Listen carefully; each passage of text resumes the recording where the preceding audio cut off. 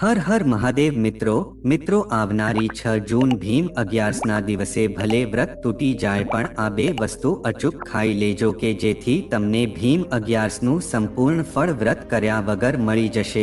મિત્રો ભલે તમે પૂજા પાઠ વ્રત જપ ન કરો પણ આવનારી ભીમ અગિયારસ એટલે કે નિર્જળા એકાદશીના દિવસે આ બે વસ્તુ એટલી શુભ છે કે જેને જો તમે ગ્રહણ કરી લો છો તો મિત્રો તમને ભગવાન વિષ્ણુ તેમજ સાક્ષાત લક્ષ્મી માતા ની કૃપા પ્રાપ્ત થઈ શકે છે। તો મિત્રો એ બે વસ્તુ કઈ છે તે જાણવા માટે મિત્રો આ વિડીયોમાં છેલ્લે સુધી બન્યા રહેજો કે જેથી કરીને તમને ભીમ અગિયારસનું સંપૂર્ણ ફળ મળી જશે। તો મિત્રો વિડીયોમાં આગળ વધતા પહેલા જો તમે ઈચ્છતા હોવ કે માં લક્ષ્મીની કૃપા તમારી ઉપર સદા બની રહે તો આ વિડીયોને લાઈક કરી અને કમેન્ટમાં જય માં લક્ષ્મી જરૂર લખી દેજો। મિત્રો આપણા સનાતન ધર્મશાસ્ત્રમાં ભીમ અગિયારસનું બહુ જ ખાસ મહત્વ દર્શાવવામાં આવ્યું છે અને મિત્રો આ એકાદશીની પવિત્ર તિથિ ભગવાન શ્રી વિષ્ણુ અને લક્ષ્મી માતાને સમર્પિત છે। મિત્રો બધા જ મહિનામાં 2 વાર એકાદશીનું વ્રત આવે છે, એક કૃષ્ણ પક્ષમાં અને બીજું શુક્લપક્ષમાં। તેની સાથે જ મિત્રો તમને બધાને જણાવી દઈએ કે વર્ષમાં કુલ 24 એકાદશી આવે છે, એમાં બધી જ એકાદશીનું અલગ અલગ મહત્વ દર્શાવવામાં આવ્યું છે। તો મિત્રો આવનારી 6 જૂનના દિવસે ભીમ અગિયારસ છે અને તેને નિર્જળા એકાદશી પણ કહેવામાં આવે છે। મિત્રો આમ જોઈએ તો બધી જ એકાદશીનો વિશેષ મહત્વ છે પણ આ ભીમ અગિયારસનું બહુ જ ખાસ મહત્વ છે કારણ કે ધાર્મિક માન્યતા અનુસાર માત્ર નિર્જળા એકાદશીનું વ્રત શ્રદ્ધા ભાવથી વ્રત રાખવાથી તમને બધી જ એકાદશીનું ફળ પ્રાપ્ત થઈ શકે છે। કારણ કે મિત્રો આ દિવસે આખો દિવસો ભૂખ્યા અને તરસ્યા રહીને વ્રત કરવામાં આવે છે અને મિત્રો આ દિવસે એક ટીપું પણ પાણી પીવામાં આવતું નથી કે જેથી આ વ્રતને સૌથી કઠિન વ્રત માનવામાં આવે છે। તેવી જ રીતે મિત્રો ભીમ અગિયારસ આ જેઠ મહિનાની શુક્લ પક્ષની એકાદશી તિથિના દિવસે મનાવવામાં આવશે અને તે આવનારી 6 જૂનના દિવસે છે। મિત્રો આ ભીમ અગિયારસને સૌથી શ્રેષ્ઠ અગિયારસ માનવામાં આવે છે। તેમજ મિત્રો તમને બધાને જણાવી દઈએ કે આ ભીમ અગિયારસને ભીમસેની એકાદશી તરીકે પણ ઓળખવામાં આવે છે। એવી રીતે મિત્રો સાધક જે છે એ ભગવાન શ્રી હરિ વિષ્ણુજી અને લક્ષ્મી માતાની કૃપા પ્રાપ્ત કરવા માટે અગિયારસના દિવસે અલગ અલગ પ્રકારના ઉપાય કરે છે અને તે ઘણી બધી વસ્તુઓનું દાન કરે છે। પણ મિત્રો તમને બધાને જણાવી દઈએ કે આપણા શાસ્ત્રોમાં અમુક એવી વસ્તુનું વર્ણન કરવામાં આવ્યું છે કે જે વસ્તુનો ભોગ તમે આવનારી ભીમ અગિયારસના પવિત્ર દિવસ ઉપર સાચા મનથી ભગવાન શ્રી હરિ વિષ્ણુને ભોગ અર્પણ કરો છો અને મિત્રો પ્રસાદના રૂપમાં તમે આ વસ્તુનું સેવન કરો છો તો મિત્રો તમને વ્રત કર્યા વગર જ આ દિવસનું પુણ્ય પ્રાપ્ત થઈ શકે છે અને જો તમે આ વસ્તુનું સેવન કરી લેશો તો મિત્રો તમને ભગવાન શ્રી હરિ વિષ્ણુ અને માતા લક્ષ્મીની અસીમ કૃપા પ્રાપ્ત થઈ જશે કે જેનાથી મિત્રો તમને તમારા જીવનના બધા જ કાર્યમાં સફળતા મળશે તેમજ તમારા જીવનમાં ચાલી રહેલી સમસ્યાઓથી પણ તમને મુક્તિ મળી જશે અને મિત્રો તમારી આર્થિક સ્થિતિ અને તમારું નસીબ પણ મજબૂત થશે। આની સિવાય મિત્રો તમારા ઘરમાં સકારાત્મક ઉર્જાનો સંચાર થશે અને સુખ શાંતિ અને સમૃદ્ધિ બનેલી રહેશે।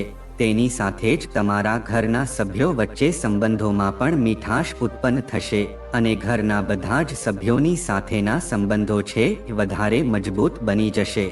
પણ મિત્રો તમને બધાને જણાવી દઈએ કે અમુક એવી વસ્તુ પણ છે કે જેનું સેવન જો તમે આવનારી ભીમ અગિયારસના પવિત્ર દિવસ ઉપર તમે કરો છો તો તે બહુ જ અશુભ માનવામાં આવે છે કારણ કે મિત્રો અમુક એવી વસ્તુ છે કે જે વસ્તુનું સેવન કરવું શુભ છે તો એવી જ રીતે અમુક વસ્તુઓનું સેવન કરવું એટલું જ અશુભ મનાય છે।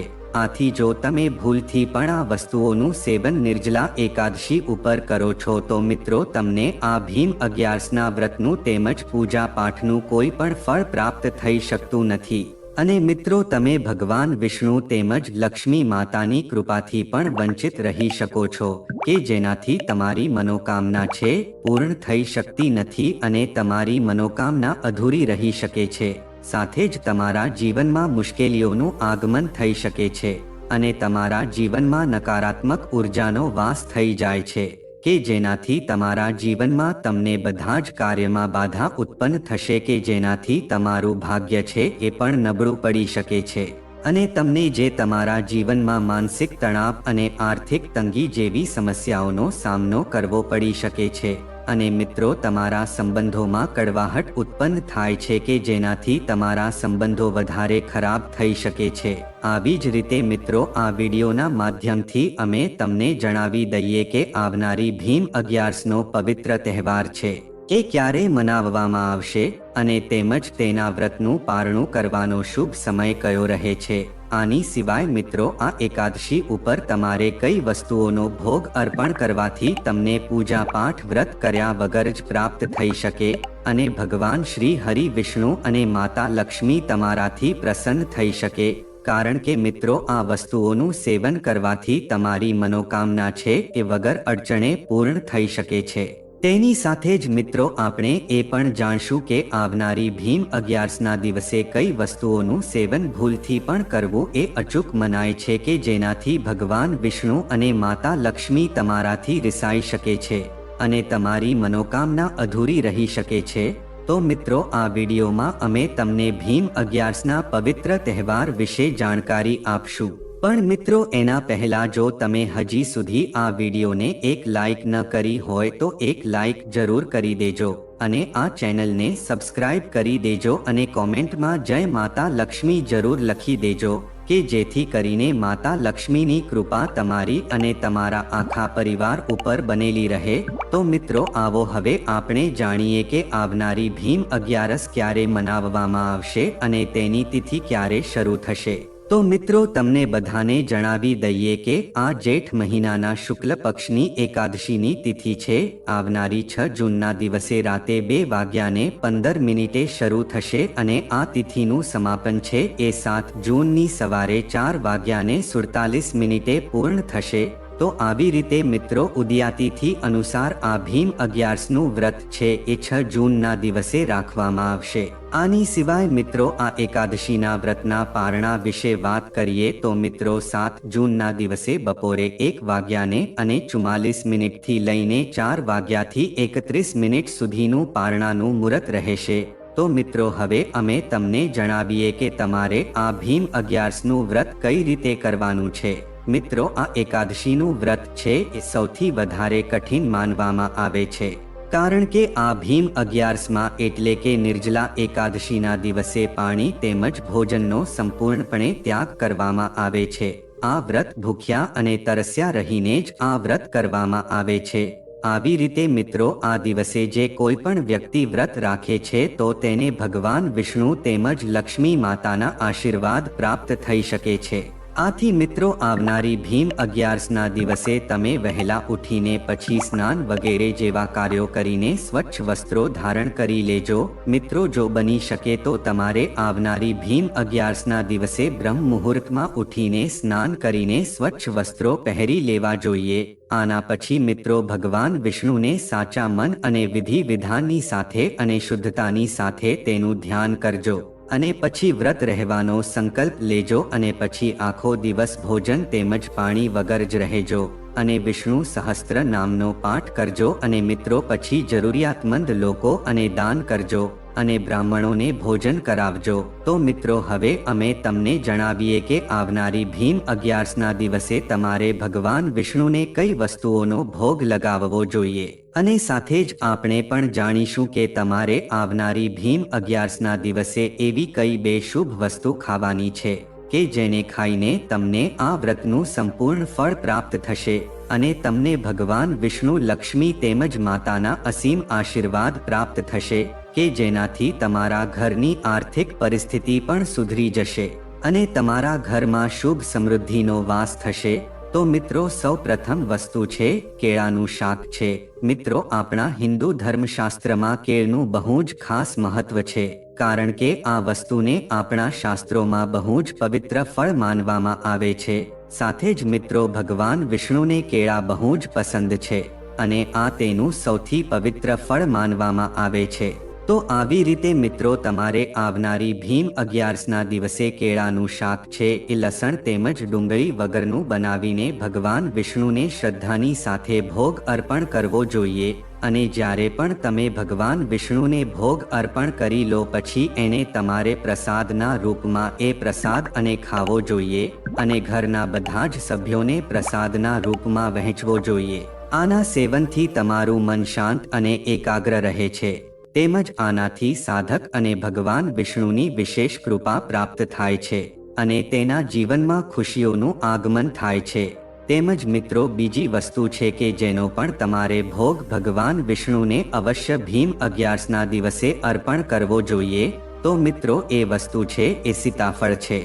મિત્રો સીતાફળને બહુ જ શુભ ફળ માનવામાં આવે છે અને એ ભગવાન વિષ્ણુનું બહુ જ પ્રિય ફળ છે અને જો મિત્રો તમે કોઈ પણ એકાદશીના દિવસે આ સીતાફળના ફળનું સેવન કરો છો તો મિત્રો એ બહુ જ શુભ માનવામાં આવે છે અને મિત્રો જો તમે ભીમ 11ના દિવસે આ સીતાફળ ભગવાન વિષ્ણુને અર્પણ કરીને પછી તમે આ બે વસ્તુનો ભોગ અર્પણ કરો છો તો મિત્રો આ વસ્તુ બહુ જ શુભ મનાય છે અને ભગવાન વિષ્ણુ તમે લક્ષ્મી માતાના સાક્ષાત આશીર્વાદ તમને પ્રાપ્ત થઈ શકે છે કારણ કે મિત્રો સીતાફળ છે તેમાં પણ લક્ષ્મી માતાનો વાસ હોય છે અને આ વસ્તુનો ભોગ અર્પણ કરીને પછી એને પ્રસાદના રૂપમાં જો તમે સેવન કરો છો તો તમારું મન શાંત રહે છે અને તમને વ્રત કર્યા વગર જ ભીમ 11નું ફળ મળી શકે છે અને સાધકની મનોકામના પણ જલ્દીથી પૂર્ણ થઈ શકે છે।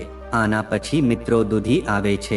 જી હા મિત્રો આ દૂધી છે એક અત્યંત સાત્વિક અને શીતળ શાકભાજી માનવામાં આવે છે કે જેનું જો તમે આવનારી ભીમ 11ના વ્રતમાં સેવન કરો છો તો તેને બહુ શુભ માનવામાં આવે છે કારણ કે મિત્રો વ્રતના સમયે જો તમે દૂધીનું સેવન કરો છો તો મિત્રો આ વસ્તુ તમારા શરીરને ઠંડક આપે છે અને નિર્જળ ઉપવાસ તમે રહો છો તો તમારા થાકને પણ આ શાકભાજી દૂર કરે છે। તો મિત્રો આવી રીતે તમારે ભીમ 11ના દિવસે ભગવાન વિષ્ણુને આ દૂધીનું શાક ભોગના સ્વરૂપમાં અર્પણ કરવું જોઈએ અને પછી તમારે પોતે પણ પ્રસાદના રૂપમાં આ દૂધીના શાકનું સેવન કરવું જોઈએ। આવું કરવાથી મિત્રો તમને તમારા જીવનમાં સુખ સમૃદ્ધિની પ્રાપ્તિ થશે અને તમારું નસીબ પણ મજબૂત થશે અને તમારું નસીબ તમારો સાથ આપવા લાગશે અને તમને માનસિક તણાવ તેમજ સ્વાસ્થ્ય સંબંધિત જેવી સમસ્યાઓથી પણ છુટકારો પ્રાપ્ત થશે અને મિત્રો તમારા વૈવાહિક જીવનમાં પણ ખુશીઓ આવશે। તો મિત્રો આના પછીની એવી શુભ વસ્તુ છે કે જે હલવો છે તો પ્રિય મિત્રો હલવો છે એક અત્યંત સાત્વિક અને પવિત્ર ભોગ માનવામાં આવે છે કે જેને પૂરેપૂરી શ્રદ્ધાની સાથે ભગવાન વિષ્ણુને અર્પણ કરવામાં આવે છે। તો આવી રીતે મિત્રો ભીમ 11 જેવા પવિત્ર તહેવાર ઉપર શુદ્ધ ઘી વાળો દૂધીનો હલવો તમે ભગવાન વિષ્ણુને અર્પણ કરો છો તો તમને પૂરેપૂરું ફળ પ્રાપ્ત થઈ શકે છે। આના પછી મિત્રો નારિયેળ આવે છે એટલે કે આપણે તેને શ્રીફળ પણ કહીએ છીએ। મિત્રો શ્રીફળને ભગવાન વિષ્ણુનું પવિત્ર ફળ માનવામાં આવે છે અને મિત્રો આ શ્રીફળનું આપણા હિન્દુ ધર્મ શાસ્ત્રોમાં બહુ જ ખાસ અને વિશેષ મહત્વ છે। તેની સાથે જ નારિયેળને પૂજા પાઠનો મહત્વપૂર્ણ હિસ્સો માનવામાં આવે છે। તો આવી રીતે મિત્રો શ્રીફળને તમે શ્રી હરિ વિષ્ણુના ચરણોમાં અર્પણ કરો છો તો તમને સંપૂર્ણતા શુભતા અને સૌભાગ્યની પ્રાપ્તિ થઈ શકે છે। તેની સાથે જ મિત્રો તમે શ્રીફળ વધેરીને ભગવાન વિષ્ણુને અર્પણ કરો છો તો પણ એ વસ્તુ બહુ જ શુભ માનવામાં આવે છે। આવી જ રીતે મિત્રો ધાર્મિક માન્યતા અનુસાર નારિયેળ છે એ 3 આંખોવાળું હોય છે કે જે ત્રિલોકપતિ વિષ્ણુને સમર્પણનું પ્રતીક માનવામાં આવે છે। તો આવી રીતે મિત્રો ભીમ 11ના દિવસે નારિયેળનો ભોગ ભગવાન વિષ્ણુને અર્પણ કરવામાં આવે તો ભક્તને પૂર્ણ નિષ્ઠાઓ પ્રગટ થાય છે। તેની સાથે જ તમને ભગવાન વિષ્ણુ તેમજ લક્ષ્મી માતાના આશીર્વાદ પ્રાપ્ત થઈ શકે છે કારણ કે મિત્રો શ્રીફળ છે એ લક્ષ્મી માતાને પણ સમર્પિત હોય છે। આવું કરવાથી મિત્રો તમારા ઘરમાં હંમેશ માટે લક્ષ્મી માતાનો વાસ રહી શકે છે અને આ તમારા ઘરની આર્થિક સ્થિતિ પણ મજબૂત થઈ શકે છે અને પછી મિત્રો બીજી એક વસ્તુ છે કે જે તમારે ભગવાન વિષ્ણુને જરૂર અર્પણ કરવી જોઈએ, એ છે પંચામૃત. મિત્રો આ પંચામૃત છે એ ભગવાન વિષ્ણુને અર્પણ કરવામાં આવતો એક અત્યંત અને પવિત્ર ભોગ મનાય છે. મિત્રો આ 5 શુદ્ધ તત્વો જેવા કે દૂધ, દહીં, ઘી, મધ અને ગંગાજળથી બનેલું હોય છે. અને મિત્રો શાસ્ત્રોમાં આ બધી વસ્તુને ભગવાનના અભિષેક માટે ઉપયોગ કરાય છે અને આ વસ્તુનો ભોગ પણ અર્પણ કરવામાં આવે છે. તો મિત્રો આવનારી ભીમ અગિયારસ એટલે કે નિર્જળા એકાદશીના શુભ દિવસ ઉપર ભગવાન વિષ્ણુને જો તમે પંચામૃત અર્પણ કરો છો તો મિત્રો ભગવાન વિષ્ણુની કૃપા તમને પ્રાપ્ત થઈ શકે છે અને આ વસ્તુ તમારા આત્માને પણ શુદ્ધ કરી શકે છે. અને તમે એકાદશી જેવા શુભ દિવસ ઉપર ભગવાન વિષ્ણુને પંચામૃત અર્પણ કરો છો તો મિત્રો તમારા બધા જ પાપોનો નાશ થઈ શકે છે. સાથે જ મિત્રો ભગવાન વિષ્ણુને આ પંચામૃતનો ભોગ અર્પણ કરીને પછી તમારે પ્રસાદના રૂપમાં આ પંચામૃતનું સેવન પણ કરવું જોઈએ. તો મિત્રો આ એટલા પવિત્ર શાકભાજી અને એટલા પવિત્ર ફળો હતા કે જેને જો તમે કોઈ પણ વ્રતમાં આ વસ્તુનું સેવન કરો છો તેમજ તેને ભગવાન વિષ્ણુ તેમજ લક્ષ્મી માતાને ભોગના સ્વરૂપમાં અર્પણ કરો છો અને પછી તે જ ભોગને તમે પ્રસાદના રૂપમાં જો ગ્રહણ કરો છો તો મિત્રો તમને ભગવાન વિષ્ણુની સાક્ષાત કૃપા પ્રાપ્ત થઈ શકે છે. કારણ કે મિત્રો આ બધી જ વસ્તુ એવી છે કે જેને જો તમે કોઈ પણ પવિત્ર તિથિ તેમજ વ્રતમાં આ વસ્તુનું સેવન કરો છો તેમજ વ્રતો દરમિયાન જો તમને વધારે થાક લાગતો હોય તેમજ અશક્તિ રહેતી હોય તો મિત્રો તમારે આ વસ્તુનું સેવન જરૂર કરવું જોઈએ. આ વસ્તુનું સેવન કરવાથી મિત્રો તમને કોઈ પણ સમસ્યા થઈ શકતી નથી. આથી જ મિત્રો આપણા શાસ્ત્રોમાં પણ આ બધી વસ્તુઓનું સેવન કરવાનું જણાવવામાં આવ્યું છે. તો મિત્રો આવો હવે આપણે પણ જાણીએ કે તમારે આવનારી ભીમ અગિયારસના દિવસે એવી કઈ અશુભ વસ્તુ છે કે જેનું સેવન તમારે ભૂલથી પણ કરવું ન જોઈએ. અને જો તમે આ ભૂલ કરો છો તો મિત્રો તમને ભગવાન વિષ્ણુના ક્રોધનો સામનો કરવો પડી શકે છે અને તમારે જીવનમાં ઘણી બધી કઠણાઈ ભોગવી પડે છે.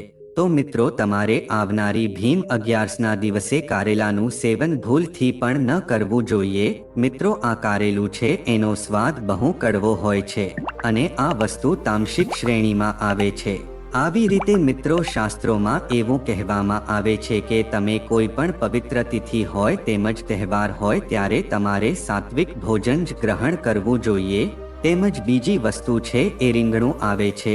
મિત્રો આપણા શાસ્ત્રોમાં રીંગણાને બહુ જ અપવિત્ર શાકભાજી માનવામાં આવે છે. આથી જો તમે આ પવિત્ર તહેવાર ઉપર આ વસ્તુનું સેવન કરો છો તો મિત્રો આ વસ્તુ બહુ જ અશુભ માનવામાં આવે છે. આથી તમારે ભૂલથી પણ ભીમ અગિયારસના દિવસે પણ રીંગણાનું સેવન ન કરવું જોઈએ. તેની સાથે જ મિત્રો તમારે આ એકાદશીના દિવસે લસણ તેમજ ડુંગળીનું સેવન કરવું ન જોઈએ. આ વસ્તુને બહુ જ તામસિક ખોરાક માનવામાં આવે છે અને તમે એકાદશીના દિવસે આ વસ્તુનું સેવન કરો છો તો મિત્રો તમારે ઘણી બધી મુશ્કેલીઓનો સામનો કરવો પડી શકે છે.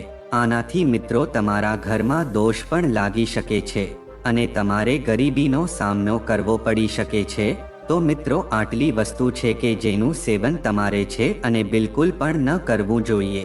અને સાથે જ અમે તમને જે વસ્તુનો ભોગ જણાવ્યો એ વસ્તુ જો તમે ભગવાન વિષ્ણુ તેમજ લક્ષ્મી માતાને અર્પણ કરીને પછી એને પ્રસાદના રૂપમાં તેનું સેવન કરો છો તો મિત્રો આ વસ્તુ બહુ જ શુભ માનવામાં આવે છે.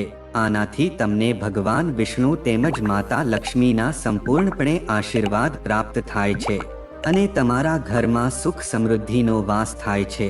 તો મિત્રો જો આ માહિતી તમને ગમી હોય તો વિડીયોને લાઈક કરી અને ચેનલને સબસ્ક્રાઇબ પણ કરી દેજો કે જેથી કરીને અમે રોજ વાસ્તુશાસ્ત્રને લગતા વિડીયો લાવતા રહીએ. તમારો દિવસ શુભ રહે મિત્રો. ધન્યવાદ.